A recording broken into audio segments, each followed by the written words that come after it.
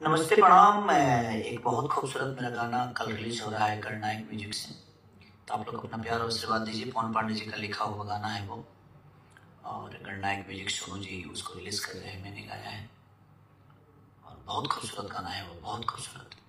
और एक कल मेरा गाना एक रिलीज हुआ था कोमल जगेगांव, जो कि शिव शक्ति से हुआ था। तो बहुत दिन बाद शिव शक्ति से गाना रिलीज हुआ मेरा, और बहुत अच्छा प्यार दे रहे हैं आप लोग। तो मनोज बाबा को और शिव शक्ति को ऐसे ही आप लोग प्यार और आशीर्वाद देते हैं।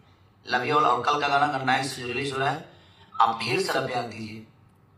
जिस तरह आपने मेरा सुना था वो गाना कि करसले हब सवाद भतारे आई है होली के बाद, उससे भी ऊपर वो गाना है। तो आप लोग प्यार और आशीर्वाद दीजिए।